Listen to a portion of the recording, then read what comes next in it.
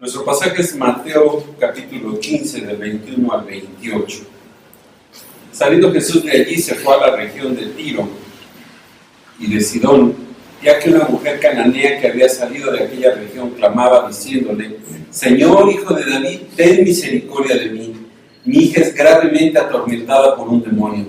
Pero Jesús no le respondió palabra. Entonces, acercándose sus discípulos, le rogaron diciendo: Despídela, pues da voces tras nosotros. Él respondiendo dijo: No soy enviado sino a las ovejas perdidas de la casa de Israel.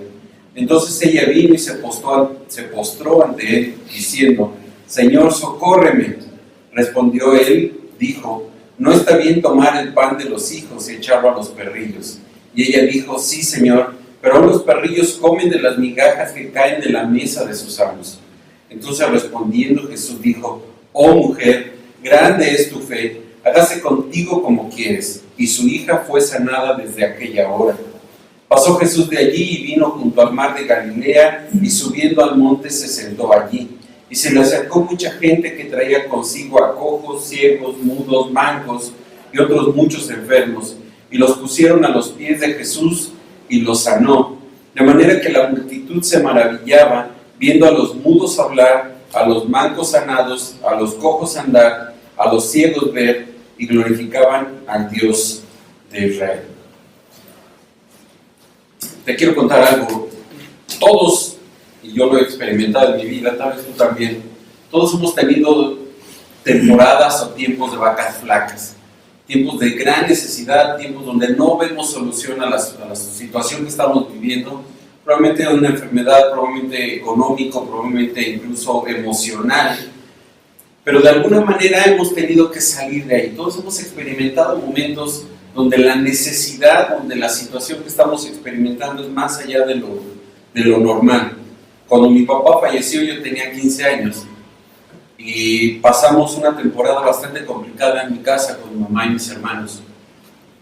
Realmente con mucha escasez, mucha escasez, al grado de que a veces vivíamos al día, totalmente al día. Y una cosa que no debía de faltar nunca era la fe, era nuestra fe en el Señor. Sabíamos que este tiempo de prueba iba a pasar, que este tiempo de necesidad iba a pasar, pero teníamos que soportar, teníamos que esperar, teníamos que ser perseverantes en nuestra fe y esperar que Dios nos sacara de esa situación.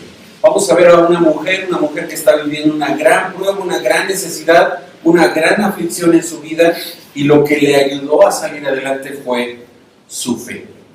Fue su fe. 4 rasgos de la fe en Dios que tú debes mostrar en medio de la necesidad o prueba. Eso es lo que vamos a encontrar en este pasaje.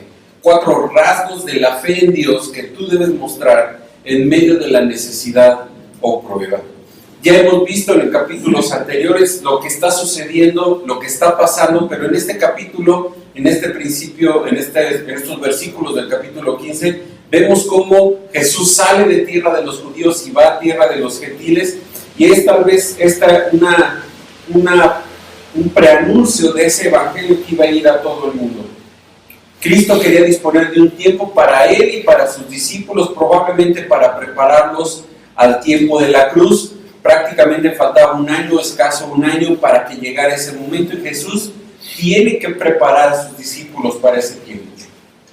Esta es la segunda vez que Mateo registra la salida de Jesús, cuando él se aparta de las multitudes, y en esta ocasión Jesús va a tierra de gentiles, Esta salida tiene que ver con su polémica que vimos anteriormente en todos los primeros versos del capítulo 15, esa polémica, ese encuentro que tiene con los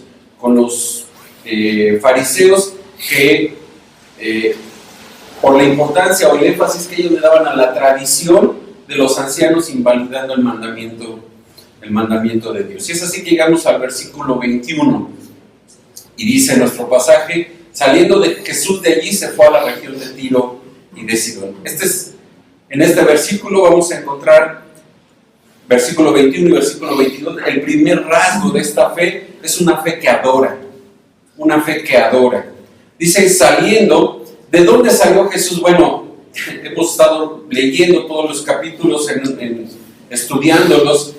Jesús estaba en la tierra de Galilea, estaba en Capernaum.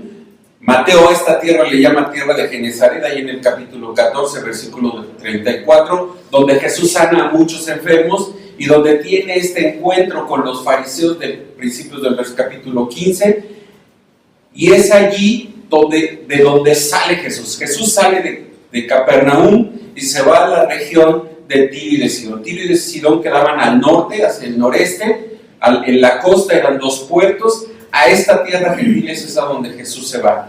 Estas dos ciudades eran cananitas o cananeas, hoy pertenecen al Líbano, al país del Líbano. Ambas eran prósperas, ambas por el comercio, por ser puertos, eran prósperas. Ambas eran cercanas a Israel, pero también no siempre fueron amistosas con Israel.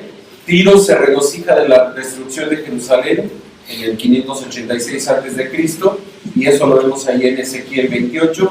Y Sidón estaba un poco más al norte de Tiro, pero Dios culpa a esta ciudad por despreciar a su pueblo. También encontramos esto ahí en Ezequiel 28. Ambas estaban muy ligadas, su economía estaba muy ligada. La caída de una por medio de la conquista de Nabucodonosor hizo que la otra también cayera. Pero estas dos ciudades eran ciudades muy cercanas a la tierra de Galilea,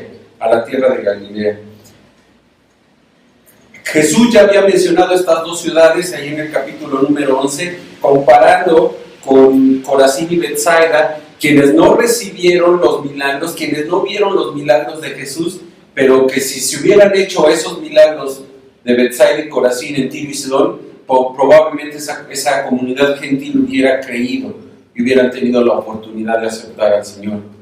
Pero en este momento Cristo se retira a un territorio hostil, un territorio que no era grato para él, pero esta vez no son los gentiles quienes acuden a él, sino él va a los gentiles. Y él primero, dice Marcos en el pasaje paralelo, que llega a una casa con el propósito de que no lo descubran, que pase desapercibido. Esto no sucede porque hay una mujer que reconoce a Jesús y lo encuentra. Dice el versículo 22, y aquí una mujer cananea que habrá salido de aquella región. Mateo considera lo que sigue como algo sorprendente y nos lleva a la atención a esta mujer cananea. Es muy probable que esta mujer ya hubiera escuchado de los milagros de Jesús, puesto que ya su fama se había difundido por toda Siria. Eso dice Mateo 4:24. Marcos le llama a esta mujer sirofenicia y griega, y en Marcos 7:26. Pero esta mujer es una mujer gentil, Dice que había salido de aquella región, probablemente quiere decir que era gentil tanto por nacimiento como por cultura, totalmente ajena a los judíos. Y esta mujer, ¿qué hizo? Dice el mismo versículo 22, y esta mujer clamaba diciéndole: Señor, Hijo de David, ten misericordia de mí. Solo a esta mujer le interesaba una cosa, ella solo sabía una cosa y ella solo esperaba una cosa de Jesús, que Jesús tuviera misericordia de ella y sanara a su hija que era atormentada por un demonio.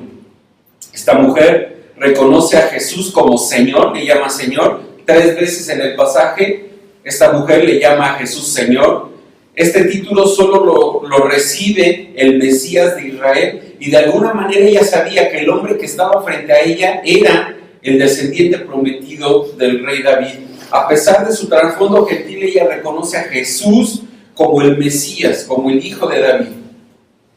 La forma del verbo ten misericordia de mí sugiere una urgencia. La mujer suplicaba, rogaba. La aflicción que tenía su hija prácticamente era la suya propia. Ella sabía que necesitaba de Jesús misericordia por la situación que estaba viviendo. Y solo Jesús podía contestar, sanar su necesidad. Y clama a Jesús. ¿Qué es lo que le pide a Jesús? Le dice: mi hija es gravemente atormentada por un demonio. Su dolor, el dolor que tenía su hija, era propiamente el suyo. Su hija estaba siendo atormentada. No sabemos cuánto tiempo llevaba, No sabemos qué tipo de tormento era. Hay varios ejemplos de diferentes tormentos de demonios en la Biblia. De esta hija, de esta mujer, no sabemos cómo era ese tormento. Lo que sí sabemos es que era gravemente atormentada. Ya Jesús había liberado muchos demonios, y Mateo nos cita varios pasajes donde libera varios de ellos, pero incluso Jesús otorga el poder a sus discípulos de liberar o de expulsar demonios a ellos cuando los manda a predicar. Es muy seguro que lo único que sabía la mujer era esto: Jesús puede liberar a mi hija, este hombre puede hacerlo, por lo tanto tengo que clamarle para que él lo haga. Su fe la llevó a adorar al Señor, reconociéndole como Mesías y Rey. Siempre que venimos a Cristo debemos empezar por adorar su majestad, por adorar su divinidad, y solo entonces así podríamos presentarle nuestra necesidad. Cuando tú experimentas problemas o dificultades, tu fe te lleva a adorar al Señor. ¿Adoras al Señor en la dificultad? ¿O simplemente lo buscas para que te saque de la situación que estás pasando? ¿Le adoras de verdad? Hemos visto el primer rasgo, una fe que adora. El segundo rasgo, una fe que persevera. Versículo 23. Interesante lo que sucede en este versículo. Dice: pero Jesús no le respondió palabra. Jesús guardó silencio. Jesús no dijo nada. No dijo nada. Este silencio es sorprendente. No era algo normal de Jesús ignorar a alguien que necesitaba su ayuda. Y lo vemos, por ejemplo, en los dos ciegos, en capítulo 10, le hablan, en el capítulo 9, perdón, estos ciegos claman a Jesús y Jesús les responde. Esta mujer no le responde, no le contesta. Hubo ocasiones en que él tomó la iniciativa para sanar, sin embargo aquí hubo silencio. Hubo silencio. Probablemente esto lo hizo para mostrar que no había sido enviado a los gentiles como ella. Y estando ahora en tierra de gentiles, y a fin de que esto fuera consistente con su dicho, hizo ver que no era su ministerio, su misión en ese momento, sanar en tierra de gentiles. Es probable que esto pudiera haber sido. La promesa del Mesías era para la nación de Israel, y después esta promesa llegaría a los gentiles. Pero probablemente el motivo real por el cual Jesús guarda silencio fue de estimular su fe, su paciencia, su perseverancia. Jesús guardó silencio. Jesús guardó silencio. Cuando Dios guarda silencio, hay que poner atención, porque quiere algo de nosotros. Quiere algo de nosotros. El salmista experimentó esto mismo ahí en el Salmo 41, cuando dice: pacientemente esperé a Jehová, y se inclinó a mí y oyó mi clamor. Esta mujer perseveró aún cuando Jesús se negó a decir algo, ella siguió perseverando, siguió insistiendo. Ella que amaba a Jesús, aunque Jesús guardaba silencio.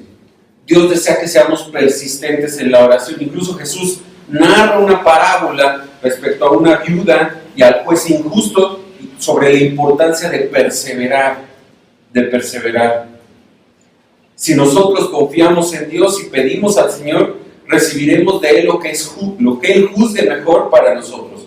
Aunque pareciera que a veces no hay respuesta, siempre Dios responderá a nuestra oración.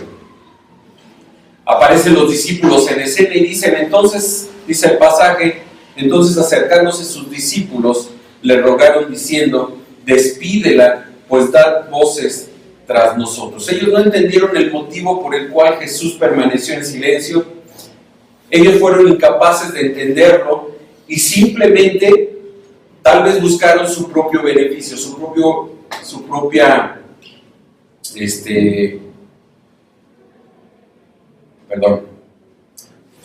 gusto, y querían que Jesús se olvidara de la mujer y la mandara, probablemente pensando, la va a mandar a su casa sanando a la hija, o probablemente dijeron, pues ya que se vaya, aunque no sanes a la hija, porque esta mujer nos está atosigando, nos está molestando, daba grandes voces, gritaba, y ellos le piden a Jesús que la despida.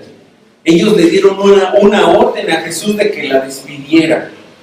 de que la despidiera. Ellos pensaban en su propia comodidad y no comprendían que Dios no solo ama a Israel, sino que también su amor llega a los gentiles. Imagínate la escena: Jesús va caminando, ya salió de la casa, va de regreso a Galilea, va caminando delante de los dos y la mujer viene tras ellos gritando, clamando a grandes voces que ayudara a su hija atormentada. Versículo 24, él respondiendo dijo: no soy enviado sino a las ovejas perdidas de la casa de Israel. La comisión que Jesús había recibido era ir a las ovejas de Israel, a las ovejas perdidas de la casa de Israel. Obviamente no incluía a las gentiles, solo las judías, solo las judías. Jesús nos muestra aquí obediencia y sumisión a la voluntad de su Padre.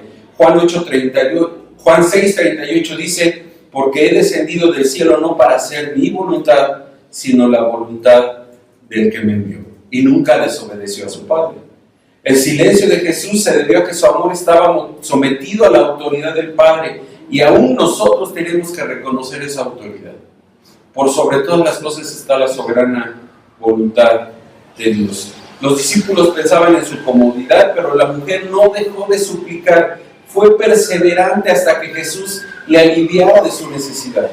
Su fe le llevó a perseverar. No le importó el tiempo, tener que caminar, tener que molestar, tener que ser evidente a la gente. Ella sí fue persistente. Cuando experimentas una gran necesidad, ¿eres perseverante en tus súplicas a Dios? ¿O al poco tiempo te desanimas? Dejas de acudir a Él y empiezas a buscar a alguien que te ayude. Trabajé en una iglesia y cuando yo tenía necesidad económica, iba y tocaba a la oficina del contador de la iglesia y le decía: préstame o adelántame. Y yo tenía con quién recurrir. Ahora que no tengo a esa persona, ¿a quién puedo recurrir? Sino al Señor de todo, al buen Padre, ¿no? Al buen Padre. Ya vimos dos rasgos: una fe que adora, una fe que persevera. Tercero, una fe que es humilde. Una fe que es humilde. Versículo 25, entonces ella vino y se postró ante él diciendo: Señor, socórreme. Por segunda vez vuelve a expresar su necesidad de auxilio y ahora llega delante de Jesús, y no solo llega delante de él, se postra delante de él, se arrodilla. Este postrarse sugiere una acción continua, es decir, aquella mujer insistió en su adoración, insistió en su petición delante de Cristo. Probablemente bajó constantemente la cabeza en una forma de inclinación, adorando, reconociendo a Jesús, reconociendo el poder y que solo Jesús podía ayudarle. Ella ya había llamado a Jesús Señor, Hijo de David, y ahora otra vez le vuelve a llamar Señor, Señor. Ella sabe que solo Él puede ayudarle, no puede exigirle porque es el Señor, por eso ruega, por eso pide, por eso pide. Y el verbo socórreme quiere decir ayúdame, sugiere una súplica, pero que de manera urgente, ya ahorita, socórreme ahorita. Me urge que lo hagas. Respondió él, versículo 26, y dijo: no está bien tomar el pan de los hijos y echarlo a los perrillos. Palabras complicadas, duras, frías probablemente podríamos pensar. Aparentemente Jesús no muestra amor hacia la mujer, hacia su necesidad, pero recordemos que Él está obedeciendo la voluntad del Padre a su negativa inicial de atender su ruego. El pan representa las bendiciones del Mesías. Los hijos representan las ovejas perdidas de la casa de Israel. Y los perros representan a los gentiles. Entonces el pan no era para los perros, el pan era para las ovejas perdidas de la casa de Israel.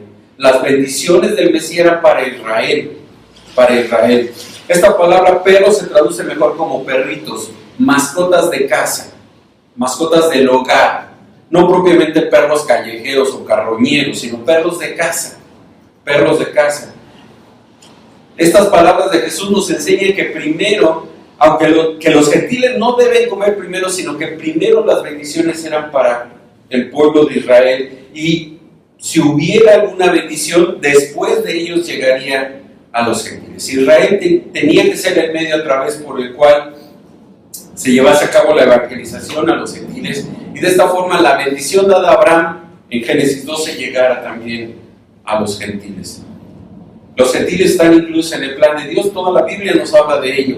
Y los gentiles tendrían su oportunidad a través del ministerio de los apóstoles y de aquellos que creyeron después de ellos. Versículo 27, y ella dijo, sí, Señor, pero aún los perros, los perrillos, comen de las migajas que caen de la mesa de sus amos. Ella dijo, sí, Señor, tienes toda la razón, es cierto, no merezco nada, no merezco nada. Lo que tengo, lo que puedo, lo que quiero aspirar, solo tú me lo puedes dar. No merezco nada, no merezco nada. Pero ella se reconoce como perrillo, como alguien que no pertenece al pueblo de Dios, pero que puede alcanzar bendiciones también.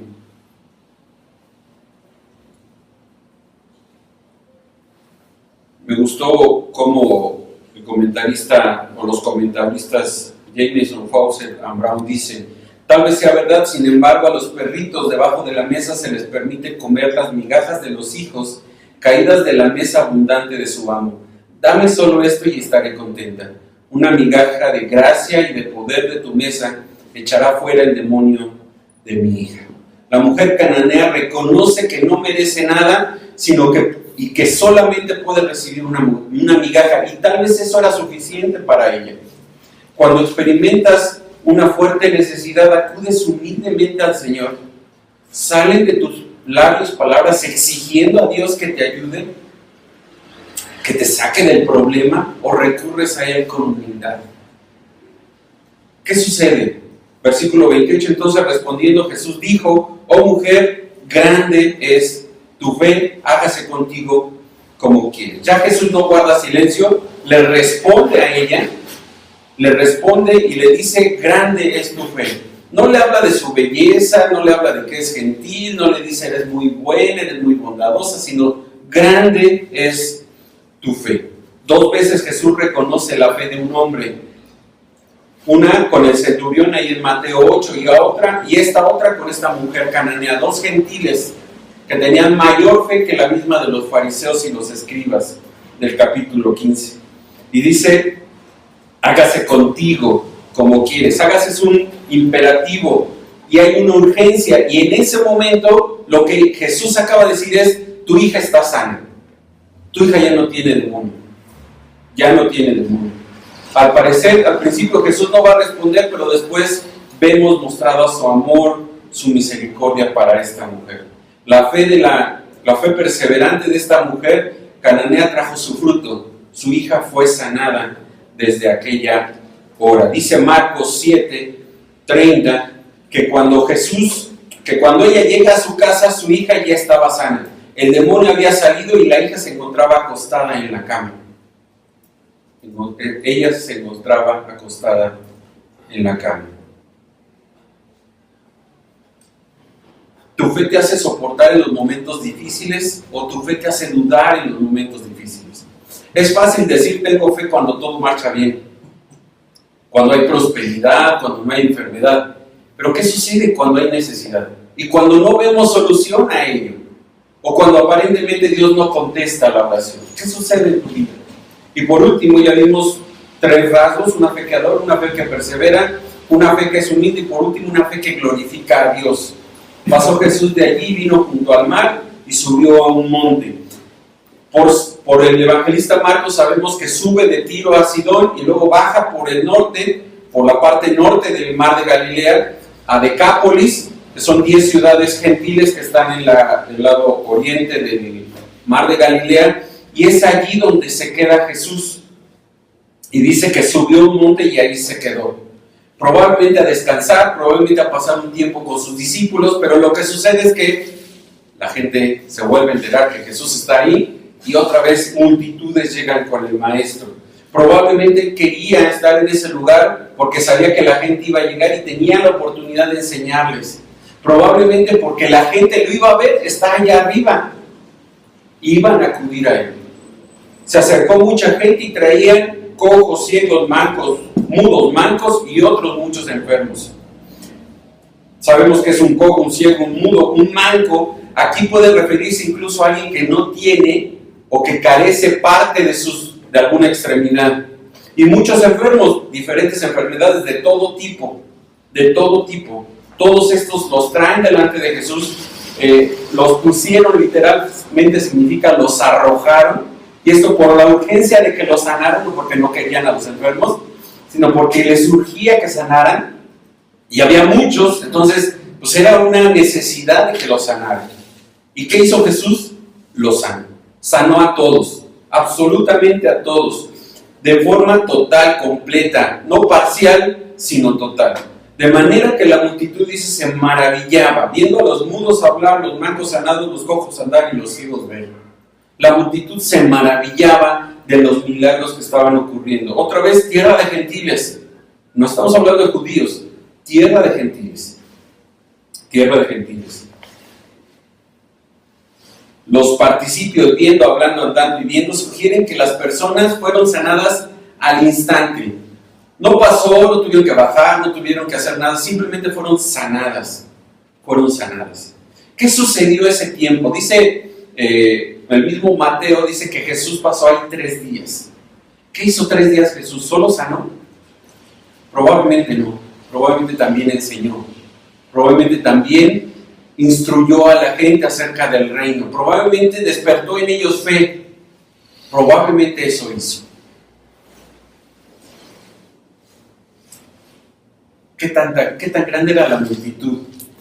Lo vamos a ver un poco después en el mismo capítulo 15. Unos 4,000 hombres, 12,000 personas. Una pequeña multitud que escuchó a Jesús, que escuchó al maestro predicar.